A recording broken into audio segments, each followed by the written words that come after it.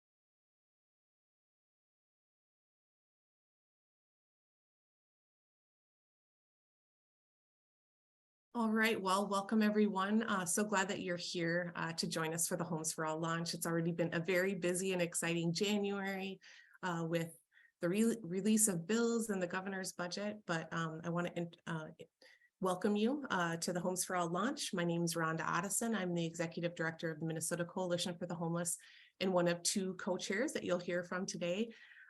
Dave Anderson from APAC is also a co-chair. First off, I want to welcome the Lieutenant Governor, who is going to share a few words with us on the heels of putting out a really exciting budget. So welcome, Lieutenant Governor. Thanks for being here.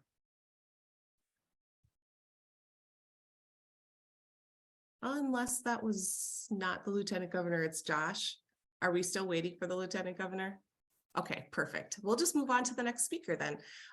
First off, we're going to have a few housekeeping items. Just remember, the chat feature is on. Please keep, we can use the Q&A feature.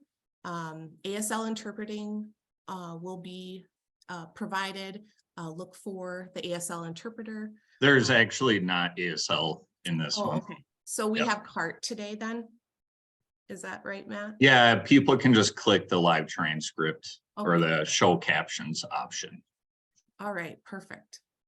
And then we're going to move over to a few of our first speakers until the Lieutenant Governor arrives. First off, we're going to hear from some intersecting organizations that work in health and other places in our communities, but have a strong connection to housing. So first, I would like to welcome Mary and Sandy to talk a little bit more about health equity work that's happening in Bemidji.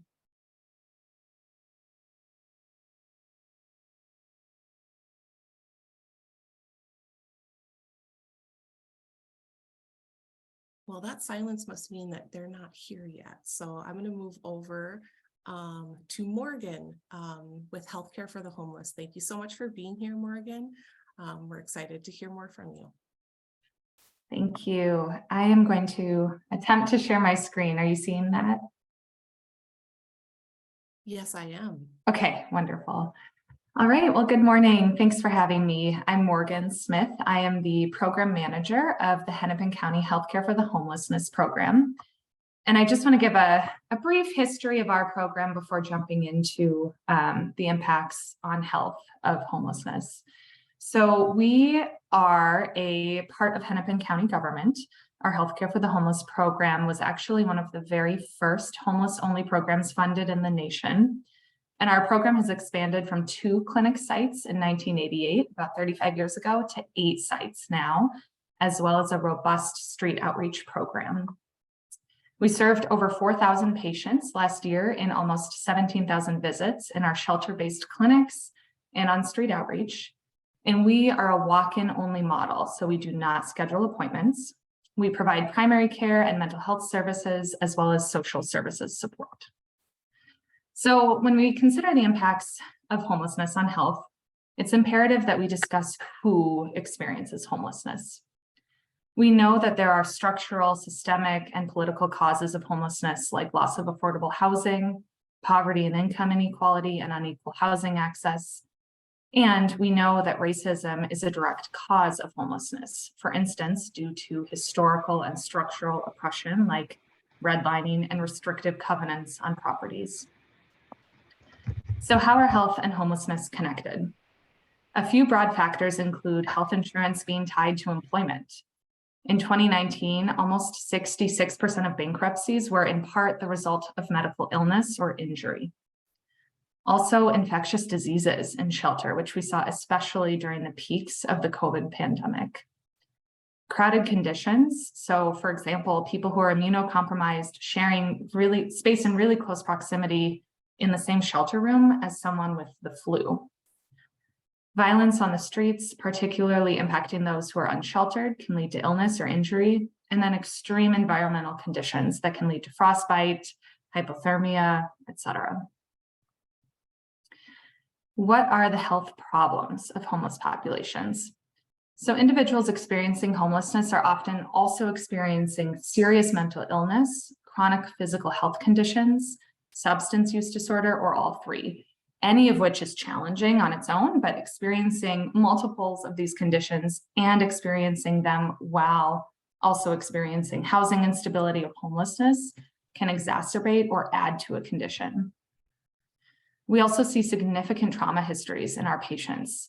Healthcare for the Homeless has had several trainings on trauma-informed care, which means asking the client not what's wrong with you today, but instead asking what happened to you? What is your story? We need to acknowledge the trauma our patients have experienced and continue to experience in homelessness in order to adequately provide care. So consider what it might be like to try to manage a chronic disease while living on the street. A condition where perhaps you have to take daily medication, you need to get weekly testing, and you have to focus on specific dietary restrictions, or perhaps you're prescribed a piece of medical equipment that needs to be plugged into an outlet. There are a lot of factors that could make this very difficult, including competing needs. So you might be focused on trying to sleep inside. You are trying to find a bed in a shelter each night, which is on a lottery system. You're hungry, you need to find water. You may be trying to find work or trying to keep a job through which your insurance is tied. You may have children, and going to a medical appointment requires finding childcare. Another challenging factor to managing your own health would simply be access, finding transportation to your appointments or to the pharmacy, using a phone to call for medical advice, being uninsured or trying to abide by the guidelines of your insurance for in-network care.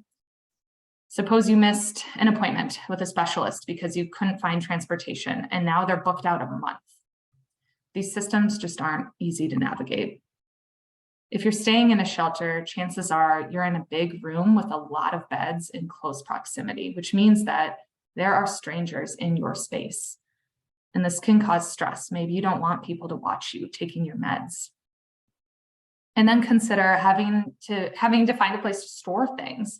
So you might have heavy bags with COPD equipment, an inhaler, maybe lots of medications. And without access to a locker, you're trying to keep track of your things. Which leads me to the last key factor here, which is that many shelters are closed during the day. So not only do you have a heavy bag of incredibly important medical equipment and medication, but you have to carry this around with you wherever you go. And people experiencing homelessness are often in constant motion, which is painful for people with joint conditions. And they're just forced to be on the move, which is also difficult during times of being sick. So what is the result of all of this? The chronic stress, trauma, and inability to manage health conditions. It's that people who are homeless often die young. The average US life expectancy has grown more than 30 years from the year 1900 to today. But the average age of death in homeless demographics in Minnesota is 46 years old, which means that people experiencing homelessness today are not even reaching the life expectancy of adults in the year 1900. So what's the solution? It's tempting to try to complicate the answer to this question, but really the solution is very easy: housing. So I'll close on a powerful quote from Dr. Jim O'Connell, president of Boston's Healthcare for the Homeless program. The painfully obvious lesson for me has been the futility of solving this complex social problem solely with new approaches to medical or mental health care. After 2 decades of doctoring to the homeless poor, I believe that I could best improve the health of my patients by assuring access to housing and supportive services as core components of their treatment plans. I dream of writing a prescription for an apartment, a studio, an SRO, or any safe housing program, good for 1 month with 12 refills.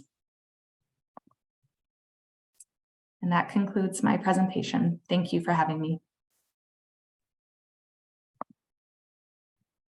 Thank you so much, Morgan, and for sharing all that great information, but also it's a call to action for all of us. So now I'm going to segue over to our Lieutenant Governor, who has been very busy this week talking about so many ways that the budget here in Minnesota can support people experiencing homelessness and move us forward on housing. So welcome, Lieutenant Governor. It's great to see you.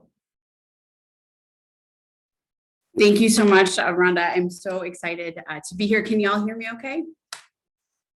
Yeah, we can. Great, wonderful. Well, we have been busy and we are so grateful for your leadership too and joining us at our press event earlier this week. And I'm just really excited to help launch Home for All's advocacy efforts for the 2023 legislative session. I am grateful for each of you for your willingness to advocate on behalf of Minnesotans who are facing housing insecurity, because we need your help. And as many of you know, this issue is really near and dear to me personally. When I was little, when I was a baby, my mom moved us to the community of St. Louis Park to 1428 Hampshire using a Section 8 housing voucher. And I share this story often, and maybe some of you might get sick of hearing it, but I think it's important because it's important for leaders who make decisions about our state budgets at the legislature to know that investing in housing matters on a really personal level, and for all of us to reflect on what it means to have a place to call home. I am here because of public programs and investments in housing that work for all of Minnesota, not despite it. And now, as I enter my first legislative session, without my mom by my side and closely watching committee hearings, I am still keeping her close. And I know that she is cheering me on, and she is cheering all of you on as we are working on behalf of families who need support most. Because as you have seen over the last week and a half, the governor and I have prioritized our budget recommendations on children and families and on safety.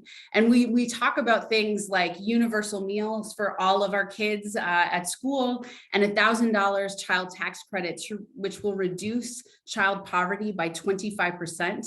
It has my mom's fingerprints all over it. So I know that when I'm in rooms like this one, this virtual room, I am surrounded by leaders who have dedicated your time and your talent, and sometimes your entire careers, to advocate for housing stability for Minnesotans. And it fills my heart and it gives me hope for what is possible in 2023 and beyond. So thank you for your leadership and your advocacy and your passion. Thank you for your vulnerability as you tell your stories, because that matters and it is what changes things in this place. And I know that it's not easy. So thank you for your continued work, and especially for those of you who are on the front lines, helping our neighbors navigate through crisis and through difficult times. I see you and I value you. So now I get to share a little bit more about the proposal that the governor and I are, and sort of the lens through which the governor and I are approaching our housing stability package this session. And as a policy nerd, I'm pretty excited about it. So earlier this week, the governor and I announced a $1.5 billion investment in housing stability across a spectrum of proposals addressing housing and homelessness. Not only is this a historic proposal, it's also transformational. With these recommendations, Minnesota would be the 4th state in the country to end veteran homelessness, and we are working to expand supportive housing for veterans and increase funding for direct assistance to veterans at risk of experiencing homelessness in the first place. And our budget also includes funding for $100 million to preserve naturally occurring affordable housing, or NOAA, and $30 million for public housing rehabilitation. This proposal also includes $10 million per biennium for the rental assistance, and will provide $128 million in down payment assistance, including a program for first-generation home buyers. Our emergency housing package includes over $147 million to increase base funding for our emergency services program, transitional housing program, the Homeless Youth Act, and safe harbor programs. And we are establishing programs to provide safe housing for victims of violence, because we know that safe housing for survivors of domestic violence and sexual assault saves lives. So our housing and homelessness budget crosses state agencies and really intersects with people along their life journey, because we know that Minnesota housing needs exist on a continuum. In order to make sure that every person has a safe place to call home, we have to address the entire continuum. Now that we've released our budget recommendation, we know that the work continues. We need you to advocate on behalf of those experiencing homelessness to your legislators. And this, I'm clear, this is just a starting point. And even with the trifecta, there is a lot to do to get a budget enacted. So you know the drill. For many of you, this is not your first legislative session. There are a lot of stories to be told and cases to be made. And for those of you who are in your first legislative session, welcome. I'm really glad that you're here. We need all of the voices at the table to get this done. And as my mom always said, it's good work if you can get it. So I am ready to be there, to be by your side, to fight together, and to make these essential investments. It is about time that we go big so people can go home. Gitchi Miigwech, thank you so much for having me today. Thank you so much for your inspiring words and for just really centering people. And that is so reflected in the budget that you put forward. And, you know, as advocates, we are going to keep pushing. I know there's a lot of there's so many good things in your budget, and we have this incredible surplus. And I know there's so many people on this call who know either personally or professionally that a budget is a moral document, and how we center our values and center people is really important. So thank you. Next up, we are going to move over to Village Arms to discuss Child Protective Services and its connection to housing. So I want to introduce and welcome Khalees and Alexis to unmute yourself and come on screen to talk to us more about your perspective.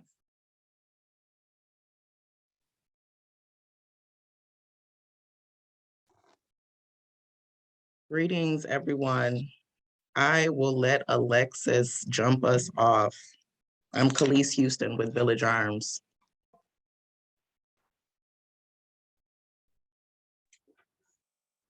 Hi, good morning, all. My name is Alexis Kramer. I Stop No More Streets, and I am a parent advocate for families that are involved with child protection. And a little bit about me is I was dealing with child protection for 2.5 years, and nobody from Hennepin County would help me with my case. How do I say it? Sorry. Until I met Khalees, and she helped me a little bit with my case. And I was going through so many workers, and nobody was really, helping me with my case, like I said. And so I had to jump through a lot of hoops to turn my life around, even though I didn't do the things that child protection said I did. And as a result of losing my children, I lost my housing and my source of income and became homeless. And I had to run to Ramsey County to act.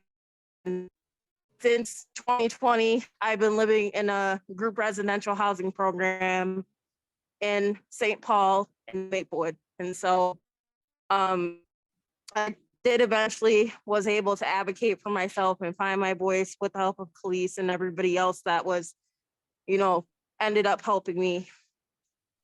And now I got my 2 children back. And one thing that I would, encourage others to do is, even though that it's hard to fight child protection, just keep on fighting. And it was hard for me because I grew up with trauma, and having my children taken gave me trauma. And so it's hard for me to be a single parent of 2 kids that came back to me, but I wouldn't change my case for the world, because if child protection didn't step in, I don't know where I would be at today. I wouldn't be an advocate. I wouldn't have gone to school to get my bachelor's degree for criminal justice, and I wouldn't have been educated. And so even though child protection was hard for me, I also thank them as well, because I wouldn't be the person I am today. Thank you. That's awesome. As Alexis shared, I first met her when she was actively involved in her child welfare, her child protection case in Hennepin County. It was very difficult to advocate for her. It's very difficult to advocate for others that I am seeing our non-abusive parents, but just really need resources and support. And we have these large systems with billions of dollars that just haven't come to the realization that we need to start funneling those resources into our biological families. Homeless families are more likely to be involved with the child welfare system than those with stable housing. In Minnesota, the majority of families involved with child protection are not involved due to physical abuse or sexual abuse, but rather neglect. I call it a catch-all statute. It can mean anything, including inadequate food, clothing, or shelter. This population is involved not because they're unwilling to provide these things to their families, but unable to. We're seeing children displaced and separated from their families by child protection when they really need resources. The family needs resources and support. It's my hope that the partnership between child welfare and housing agencies is one that becomes proactive rather than reactive and starts to employ alternatives before a child is ever removed. It's a deadly cycle. Child displacement, or out-of-home placement as they call it, is not an evidence-based practice.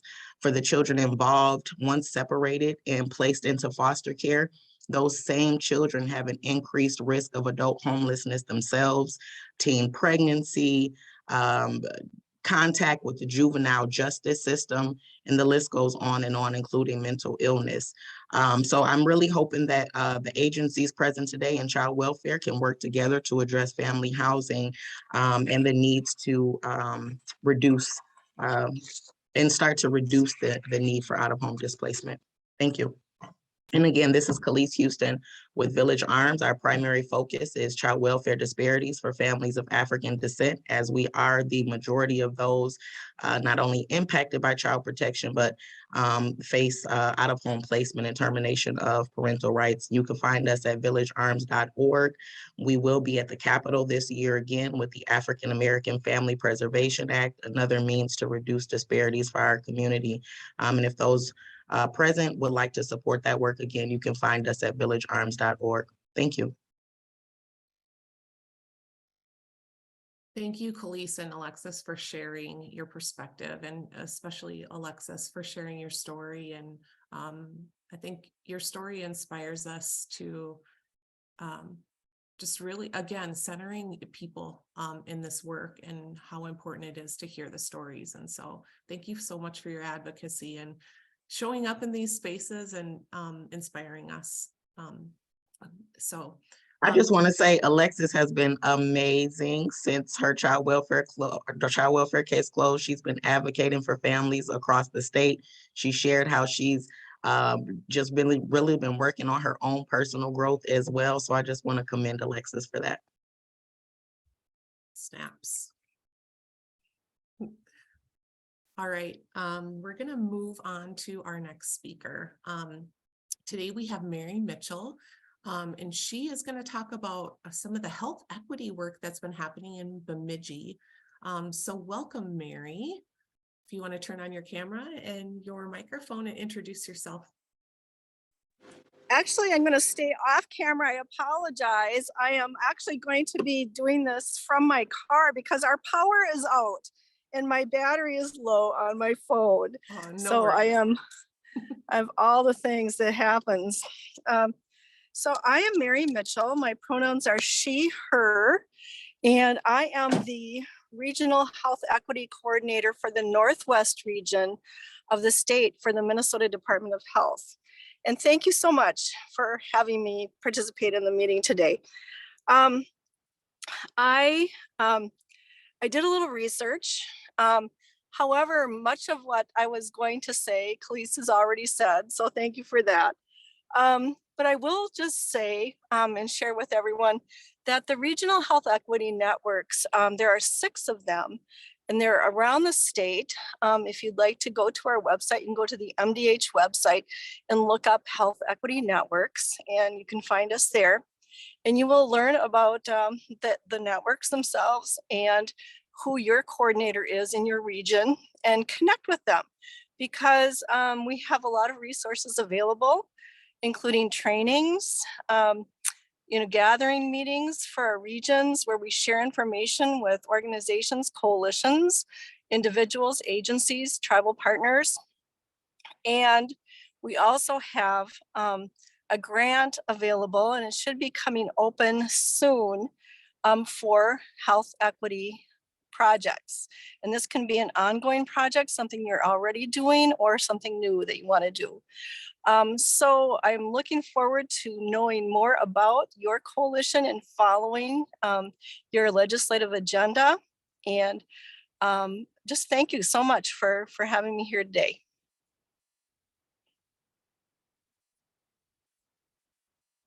Thank you, Mary, and we appreciate that resource. I don't know if we were able to put that link in the chat, but if you have that link, we can either put it in there, or we can try to find it throughout this webinar, so we can share it with everybody here on the call.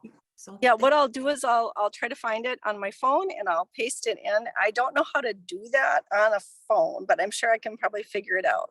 Okay. Or maybe I can text it to Matt and he can stick it in there. That might be the easiest way. That sounds great. Okay, I apologize Yeah, for this. no, we Oh, totally boy. understand. And thanks again for joining us, even with your Yeah. power issues. Yeah. That's really great. We Yeah. appreciate it. And I do want to say too, just one more thing I'd like to add is that these networks are very relational. We don't necessarily have a goal, an outcome, expectations of the network per se, but we do support our network partners. So it's a very relational and kind of an organic process where we connect people within the regions and across the state. Thank you. Thanks, Mary. I'm going to pass the reins now to Dave Anderson to take over the next part of the agenda. Thank you, Rhonda. We're going to now have an opportunity to talk through the Homes for All 2023 agenda. Before we do that, we have a speaker, and it's my pleasure to welcome Minnesota Housing Commissioner Jennifer Ho to the call and invite her to share some comments. And it's a pleasure to invite her, especially after yesterday's confirmation hearing. So everything's very official. As we all know, for several years, Commissioner Ho has overseen what has become some of the state's largest investments in housing, and the administration has announced a budget that moves us significantly in a direction that we'd all like to see. So please welcome Commissioner Ho, and we look forward to hearing from her. Thanks, Dave, and I want to thank Homes for All for sending in a letter of support for my confirmation. I appreciate that. I did get out of committee yesterday. There'll be a floor vote soon, but it's nice just to take away that uncertainty from my team. I think that's kind of been hanging over their heads. I want to thank you. I want to thank Rhonda, Morgan, amazing remarks. We have no better champion than Lieutenant Governor.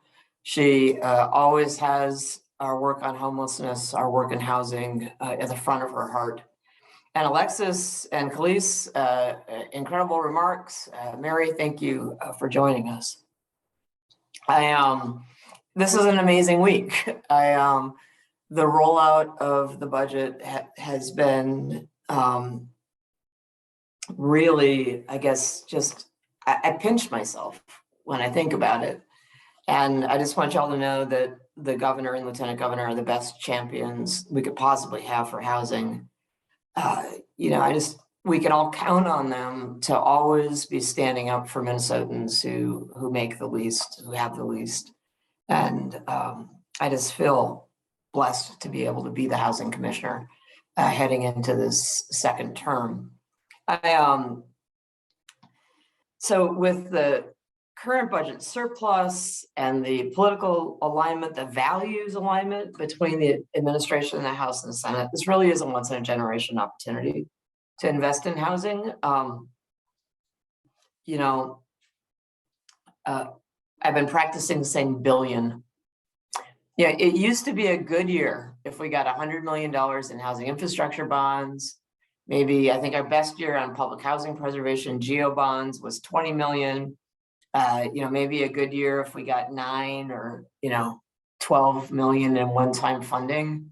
We're talking $1 billion just in Minnesota housing in the next biennium between the appropriated dollars and the bonding package. And if you take a look at the work we've been doing across state government through the Minnesota Interagency Council on Homelessness and Kathy Tembrick's amazing leadership, we've actually been doing budget development together, which is this amazingly transformational thing inside of government, so to talk outside of our silos. But that 1.5 billion, I actually think it's 1.6 billion for housing stability across the boards over the next 4 years is a big deal. And when I say the next 4 years, it's because those tails matter. The way that you plant the seeds of the next budget discussion in this budget discussion, that really matters.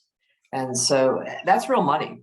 And that's important because, as you all know, as our speakers have highlighted, the need is real. And there's a lot of people that are feeling the challenges. We just don't have enough homes that people can afford. And people are experiencing rising rents, rising home sale prices. We're in a high interest rate environment, an inflationary environment. The cost of construction is higher than ever. So we need to do more on every single front.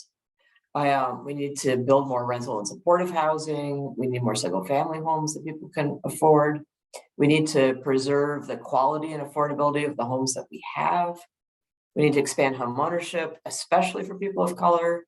We need to help families buy their first home and start building wealth. We need to invest in the aging infrastructure of manufactured home communities. We need to help struggling renters so they don't lose their homes. We need to stop homelessness before it starts. We need to end it as quickly as we can when it does occur. We need greater racial equity in housing across the boards. We need to do this in every single corner of the state. The way that we framed the budget with the governor and lieutenant governor is to really address it on 4 fronts, and we've organized it around the 4 A's. The budget will increase the amount of housing and shelter because we don't have enough and we need to build more. And the budget will increase the affordability of the homes that we have so that people can afford their rent or their mortgage. We need to increase the accessibility of housing and shelter so people can get into it without having barriers to entry. And we need adequate services and supports because a lot of Minnesotans would benefit from more than just the roof over their heads. Mental health, chemical health services, I think we all know the urgency in that. We know what we need to do.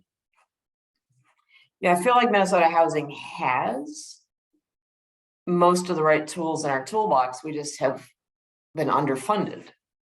And so if we can just push more money through the existing channels, that's going to be the easiest way for us to get money out into the field fast. My team has been preparing for Go Big since my first day on the job. So, we're ready to do our part. I also know there are a ton of competing priorities up at the Capitol this year. But it has been such a joy to work with the House and Senate and talk about making significant investments in housing. A couple of things that I just want to speak to, and the Lieutenant Governor did as well. Naturally occurring affordable housing, whether that's single family or rental. We know that we need to do a big piece there. And so $100 million in the community stabilization line item, that is new for us. We will have to stand that up, but it's so important that we get there, and no greater champion than Representative Howard, Chair Howard, on that. You know, the Bring It Home rental assistance campaign, you know, we all know that that is something that would be enormously beneficial.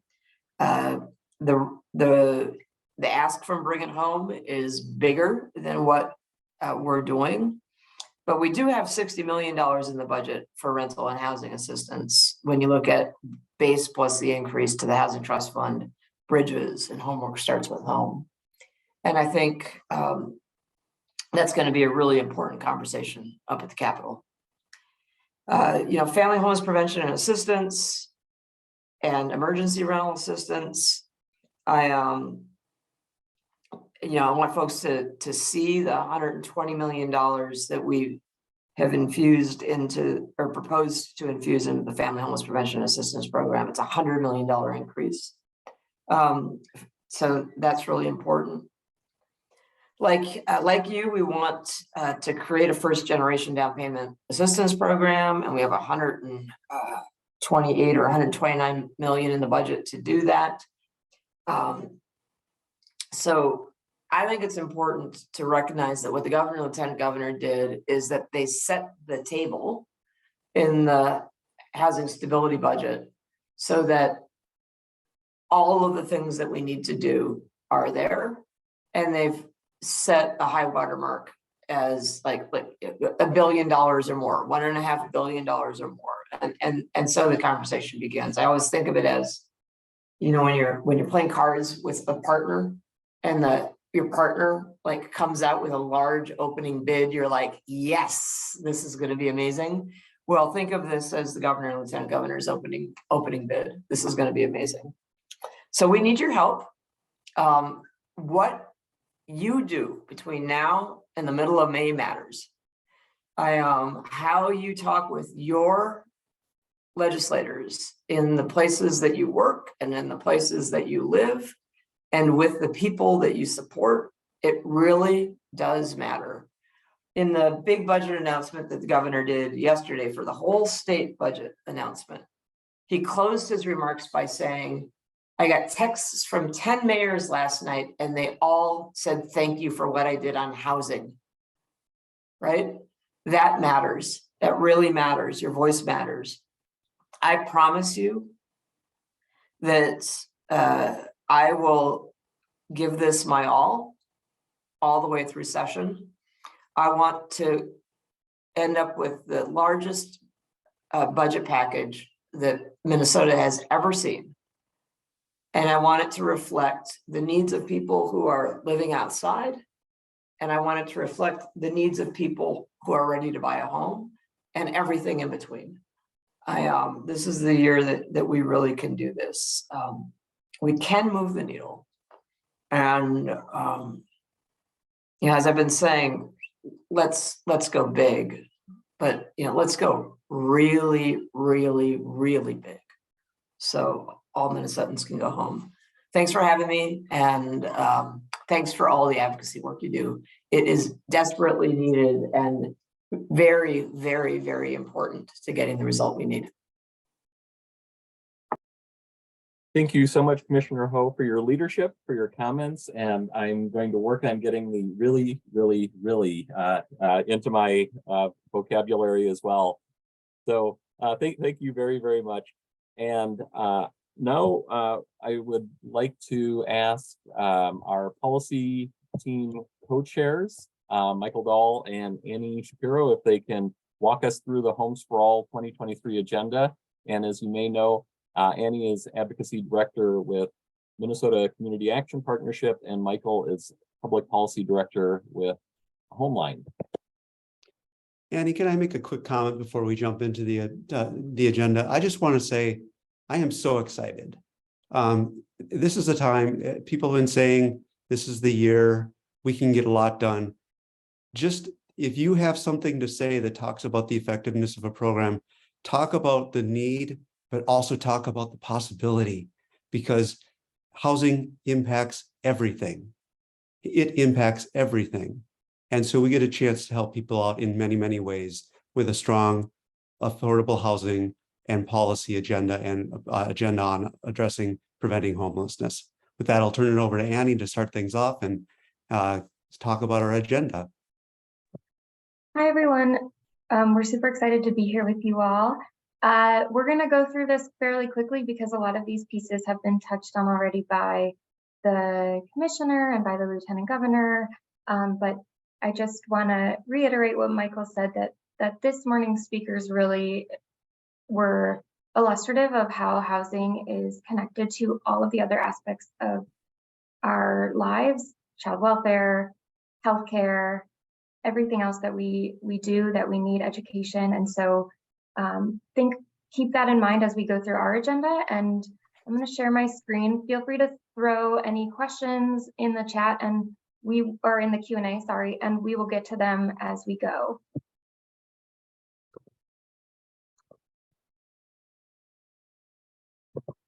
Okay, so as Dave said, I'm Annie Shapiro. I'm the Advocacy Director at the Minnesota Community Action Partnership and one of the Homes for All policy co-chairs, and I'm joined by Michael Dahl. So Michael, go ahead. This is a visualization of the housing continuum. And it's just one visualization. There are many that you can find out there, but that when we talk about the housing continuum, we are talking about needing housing and services for everything across this continuum. So that is for people experiencing homelessness, that is for low-income renters, and that is also for low-income homeowners, and making sure that homeownership is affordable. And then into the market rate, right? We need more housing across the board. And we need to ensure that we keep the housing that we have. The commissioner mentioned that with the naturally occurring affordable housing, for instance. And critically, we need to make sure that our housing is safe, it's affordable, and it's stable. And so one of the things that we think about is how we can, as a coalition and as advocates, impact this system across the board and think about the ways that we need to be building more, preserving what we have, and making our housing safer, stabler, and more affordable, right? So that those are the things that we think about, that we've thought about in our agenda. And our agenda, I've tried to kind of lay it out in how the pieces fit across the continuum and how they fit across building and preserving and making housing more safe and affordable and stable. But many of the pieces are cross-cutting, so we'll talk through that too. And social housing, just for folks who don't know, is just, it's another term for what we call public housing. Okay, so building more. We need to build more housing. It is critical that we actually have the physical housing spaces for people to live in, and we do not have enough. Across the state, there is not enough housing for the people who need it. And so two of the pieces that we're working on as a coalition that are critical to building more housing are shelter capital, which is additional dollars for shelters in order to safely house people who are experiencing homelessness. That looks different across the state. So it can be bigger shelters that you might see here in the metro. It might be small shelters in Greater Minnesota. A lot of counties in Greater Minnesota in particular don't have any shelters. So having some money to be able to actually have safe places for people to be staying overnight. I think that the slides from the Healthcare and Homelessness Coalition really illustrated that it is critical that people have a safe place to live. And then HIBs is housing infrastructure bonds. Basically, it's funding that allows us to build more rental units and homeownership opportunities. And those are particularly for low-income Minnesotans, and we're trying to make it for even lower-income Minnesotans with specific eligible uses for the lowest income Minnesotans in particular. And so we're really thinking about how to get an influx of cash, but also make those dollars more useful for the lowest income Minnesotans and make sure that those units that are built are accessible. Okay, so we've talked about preserving what we have. The commissioner briefly talked about some of these pieces as well, but we need to ensure that the housing that we have is safe, that it stays affordable. So GO bonds is bonds, think of it kind of like a credit card for public housing. So public housing gets funding from the federal government, but they don't get any money to do basically rehab or rehabilitation in their buildings. And what it means is that often they need a lot of work, and we may lose that housing if we don't get this money from the state. So this allows us to make sure that people are living in really safe housing situations instead of places that, for instance, have water damage or sewage damage or things like that, because the public housing administrators don't have the funds to deal with some of those issues. The 4D tax rate classification change will allow, basically it'll change the amount of taxes that affordable rental property managers pay, and that'll keep those properties more affordable for the management, which keeps them affordable in the long term for lower income rentals.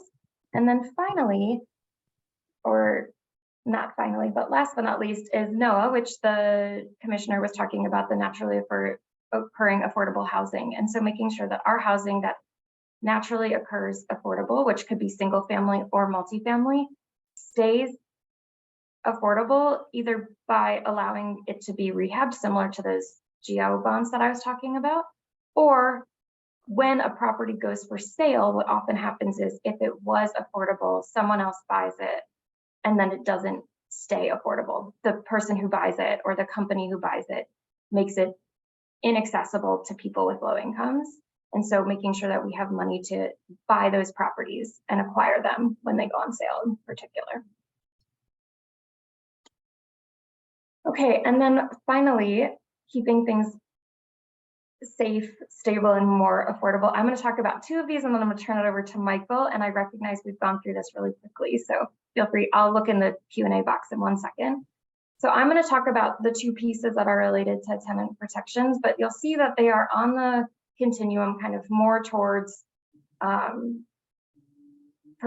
services for people experiencing homelessness, shelters. And I think it's because they in particular keep people housed who potentially would be experiencing homelessness, right? So there's reasons that it's for people who are renters in particular, but that without provisions like this, people could be experiencing homelessness or not be able to get into housing. The first is pre-eviction notice and eviction expungement. This would require that tenants receive a 14-day notice before they are evicted, and that evictions can be removed from people's records. Currently, our state has not updated our tenant laws in many years, and so this is a start in updating, or one piece in updating our tenant laws to make them more tenant friendly and make sure people can stay in their housing. And the second is source of income protection, which basically says that if someone has a Section 8 voucher or housing choice voucher, a property cannot say no to them solely because they have a voucher, right? So they have to go through the normal application process still, but they cannot be rejected solely based on their source of income, because a lot of times now people with vouchers cannot get housing because, especially often in greater Minnesota, places will say that they won't accept people with vouchers. So making sure that if you do actually have those services from the government, you're able to find a place that will safely house you. Now I'll turn over to Michael. Thank you, Annie. I'm going to talk first about emergency rental assistance, which we're seeing a historic, I don't know if you saw the strip just the other day, but talking about a historic number of evictions that are happening. And that means that many people need assistance to stay in their current housing. And so we're working to secure emergency rental assistance of $100 million per year. And we want to accomplish it through one of two ways. One is there's a program that's been around for a long time called the Family Homeless Prevention and Assistance Program. And it already does sometimes what emergency rental assistance does at the current moment.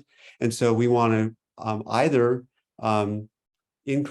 provide this increased funding through the Family Homeless Prevention Program, or there was another approach where we worked through different regions, counties, working in coordination many times with the CAP associations to get money out quickly, very, very quickly to people who need emergency rental assistance to stay in their homes. Again, that's $100 million per year proposal. Next is the housing support and income modification calculations. It sounds like a wonky term, but you know what it is? It's helping people keep more of their money to meet their basic needs. Right now, there are people who receive Social Security income, RSDI, veterans benefits, tribal payments, where because they also receive housing assistance, all but about $100 or more, just a little bit more, goes to pay for their housing, leaving them with, as I said, just over $100 per month to meet their other needs. And we think this is just wrong, and we need to do a better job at letting people hold on to more of their income. And so what this would do is take 30% of the benefit that they receive to pay for their housing, as we consider that's what makes housing affordable, and they would have significantly more available to meet their basic needs. Next is the Bring It Home campaign. And 1 in 4 people, many programs, government programs, you apply for it. If you're eligible, you get it. This is not the case with many voucher programs that we have.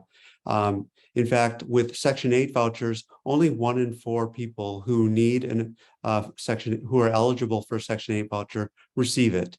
And so what we want to say is people with very or extremely low incomes would automatically receive a state voucher that would pay 30% of their income for housing, and voucher would then come in to pay for the rest. Again, allowing them to use a voucher that is a universal program for people at very or extremely low incomes to pay for their housing. And then lastly, I want to touch on down payment assistance, which has been talked about a lot today, which is great. But for down payment assistance, we're looking for $177 million over a 3-year period for first generation home buyers with a specific target to BIPOC homeowners. We absolutely need to close the home ownership gap. We absolutely need to help more families who can get into housing, except for they don't have enough for down payment to get into it. And so this is our answer is to increase the amount of money that's available for first-time home buyers. And that's our agenda. Annie, I don't know if you're seeing any questions come up, but let's take it away.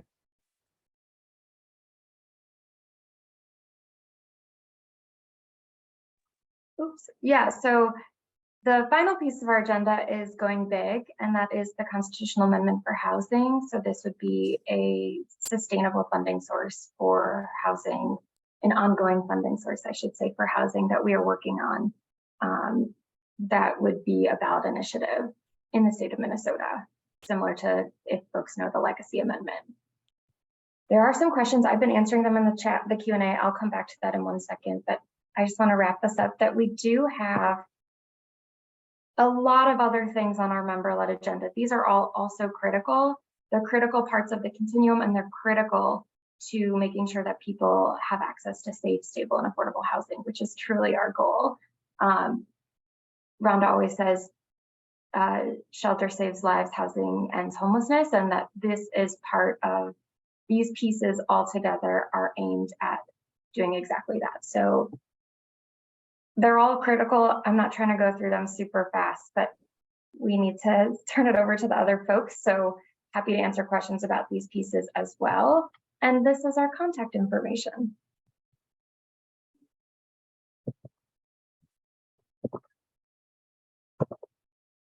And I can turn it back to to Dave, and I'll answer some questions in the Q&A. Feel free to keep throwing them in there. Great, that's a good suggestion. So thank you very much, Annie and Michael. And as Michael's mentioned, with some of the agenda items, they can seem a bit wonky. What exactly do they mean? What kind of impact do they actually have?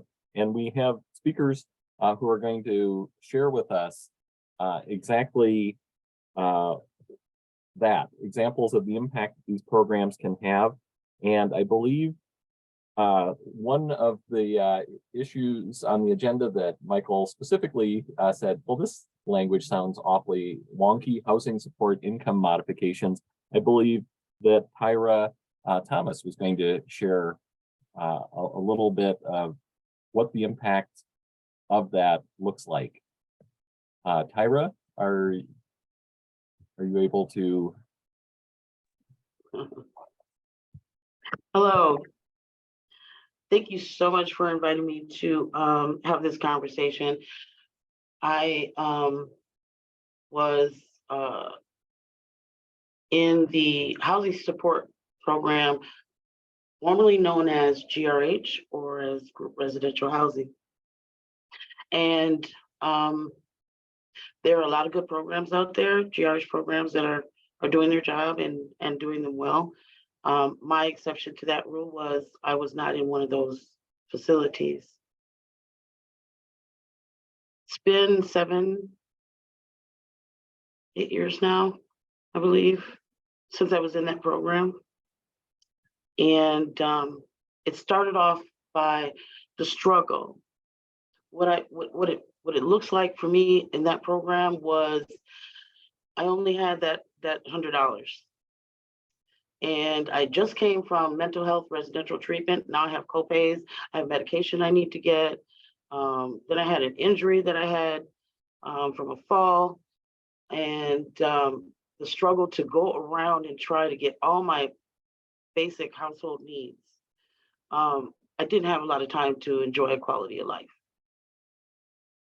You know, passing the Dairy Queen and not being able to afford to get an ice cream cone. Passing the movie theater in my neighborhood and I can't go in because I don't have enough money or I don't have any money. Basic things like household things. One day I met up with a friend and they said to me they were going to go pick up their gift card from their GRH case manager housing. We weren't in the same GRH. And I said, a gift card? And she said, yeah, aren't you in GRH? And I was like, yeah. She said, well, that's what they do. So I ended up asking a monumental question one day, and it led to my eviction from that GRH. Because they told me that if I wanted to get the gift card, that the furniture that was supplied in that apartment that I was paying $1,500 for, which I didn't know I was doing that. They said, just leave it in the condition as it is.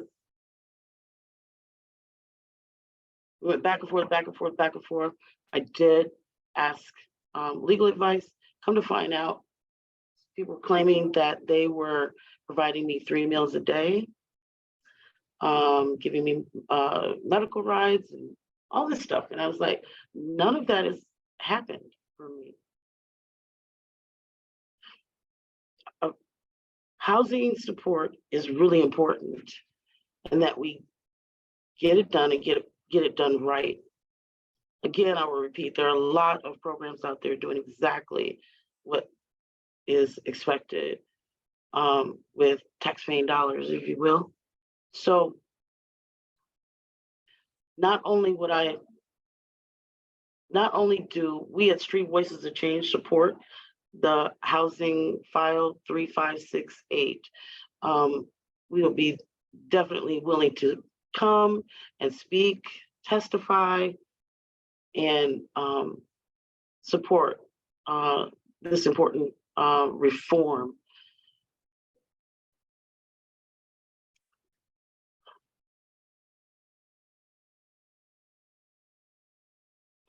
When the encampments rose up, many of us, even Alexis, thank you again, Alexis, for those things that you have done in fighting social injustices. We have marched together. These were the things that I was hearing at encampments, like the Powder One Park encampment. I grew up in that neighborhood, born and raised from here. And folks were like, I'm not going to GRH. They're going to take all my money. Why would I want to go there? Encampments build and build and build.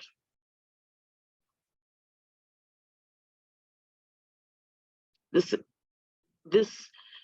is an important change. It really is.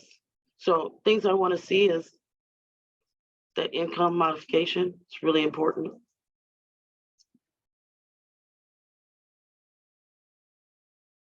So if I want to go stop and see a play, or, you know, may not happen often, but just the small things that increase a good quality of life. Doesn't cost much.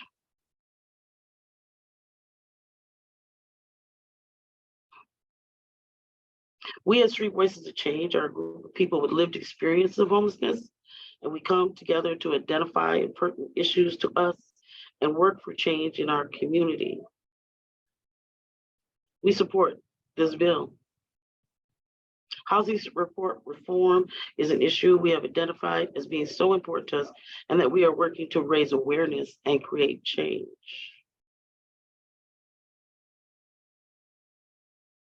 Housing support, as the program is today, keeps people in homelessness and deters people from accessing housing because too much of a person's income is taken for that housing. Additionally, no renter's credit is given. When I was in that GRH program, and I knew about that when I was raising children, and I thought it was still, I could have that. But I didn't know that coming in, that you don't get a renter's credit. So they gave me a renter's credit form anyway, but actually on that form says specifically GRH is not eligible for that.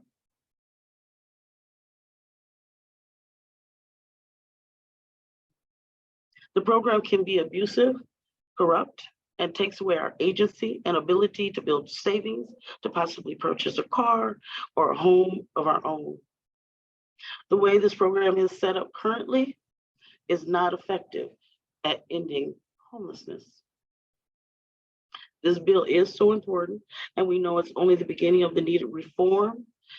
We would like to see additional reform in the future, including, as I was stating, a lot of things were not divulged to me when I went into that GRH program, and no one came to check. I actually personally ended up at the Attorney General's office trying to have this conversation.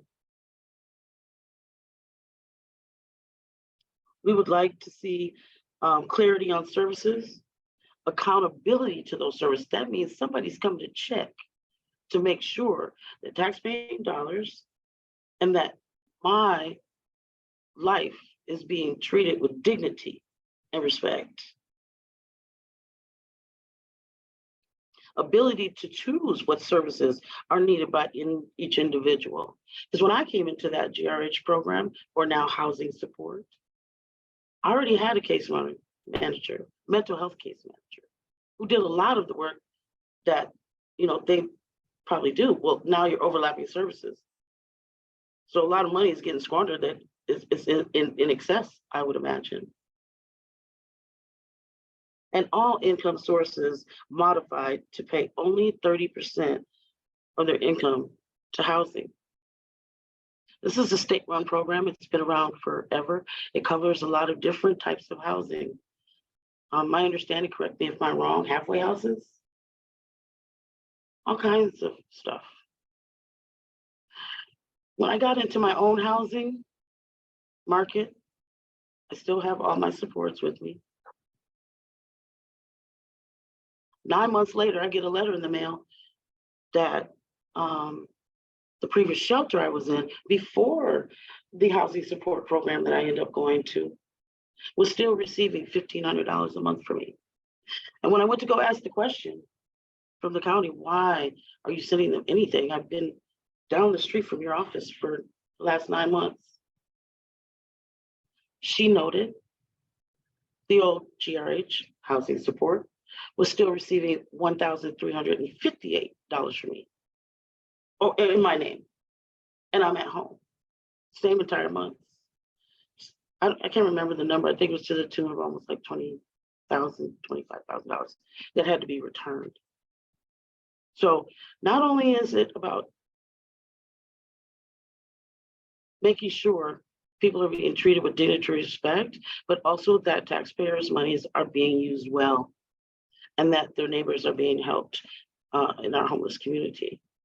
Folks are doing their thing. They're paying their taxes. They're doing everything they're supposed to do. The money's just not getting to the right place, and it's not enough. So we support this bill, H5356.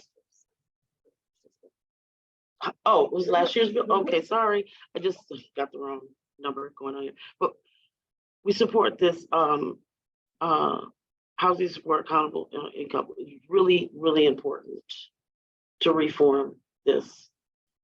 Thank you so much. Thank you very much, Tyra. And I wanted to make sure to just briefly transition to Shelley McFadden Rowe to make sure that she has time as well to share. So Shelley, if you're able to, that would be wonderful. Thank you. Thanks, Dave. Hello, I'm Shelley McFadden Rowe. Thanks so much for having me today. I identify as a disabled person, and I'm speaking to you on behalf of FAIR, Minnesota. And I'm asking that the legislature improve accessibility in housing for people with disabilities by ensuring that bonding requests for affordable housing projects include physical and sensory accessibility features. We need to increase this type of housing to serve the disability community. The bill in the House is HF 302. I lived in a non-disabled body for 42 years, and in those years, I lived in 40 places. Yes, I moved a lot. I never had any issues touring or securing a place to live, regardless of my economic status. I never had a problem with this until I started using a wheelchair in 2013. When I first became disabled, I lived in my own home. In 2019, I moved into a nursing home, which is another story altogether. I was instructed to put my name on a waiting list for the disabled people only apartments. That was something that confused me, and I knew I didn't want to live in that type of situation. I even left the state at one point. Eventually, I moved back and into what was considered an ADA unit in a mixed unit building. I struggled to get into and out of the building because it did not have accessible tables at the front entrance. I had difficulty using the shower, as it was a tub shower combination with high sides. There were more barriers than I had time to cover. I thought that I was finally going to be comfortable and safe in an accessible unit, but it was not accessible for me. The myth that all disabilities are the same kept coming to mind. They are not. Everyone experiences disability differently, even people with the same diagnosis. Some people have multiple disabilities and are forced by their surroundings to choose which one to focus on. I was willing to pay more for an accessible apartment, but not for one that was not. So my name came up on an affordable apartment and I moved. I now live in an apartment that is affordable, but not accessible. The manager helped put up grab bars by the toilet, but I do not have sink cutouts or lower countertops. The microwave and outs for the stove are out of reach, and on and on. I get by, but there are many barriers, and I need to have someone come into my home and assist me with things I can't do each week. Here are my observations. Apartment buildings do not have enough affordable and accessible apartments. Universal design concepts work for everyone. All units should be built with these in mind. Not all disabled people want to live in specialized housing. Disabled people are as diverse as the whole population. Where they live should not be segregated. Society's barriers cause me to be disabled. With accessible facilities, I could use all of the amenities here. Because of the limitations of my surroundings, I am dependent on others and forced to ask for help. In other words, disabled. With proper access, I would be able to live barrier-free. And in a better world, I wouldn't consider myself lucky just because I can get by. Thank you. Thank you very much, Shelley. If I can, I'd like to hand things back to Rhonda and the comms team to wrap us up. Yeah, actually, Lillian, if you just want to take things away, we're going to talk a little bit about a call to action. So this is going to be a really important part of obviously of our time today. Not only that, but just, you know, hearing all these stories from folks who are directly impacted, and just the great opportunities we have to make life-changing investments in homes, shelter services across the board. So take it away, Lillian. All right, thank you very much. I'm going to quick share my screen here. My name is Lillian Lamoureux, and I am the one of the Comms for All communications, or the Homes for All communications team co-chairs, along with Mary Baumgartner, who was on earlier in the launch, but had to leave for other reasons. So right now, I just wanted to kind of share. Can you all see that properly? Let me just see here, make sure I'm closing things that I need to be closing. So like we said, here's our website and everything. And then I also wanted to bring out and let you all know about the Homes for All first action alert of the season. And you can read more about it at the blog post here. I will also, let me see here. I think I can also include that in the chat as well. So if you want to go on to see the blog post, you can do that there as well. And then I will just open this up as well here so you can see.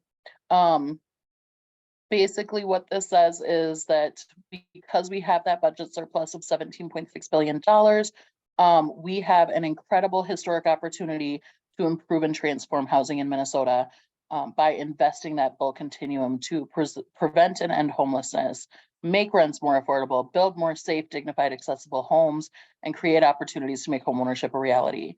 So what this action alert is asking you all to do, all of us to do, is to contact or call the Senate Majority Leader. Oh, I had this written down and I know I'm going to mispronounce it now.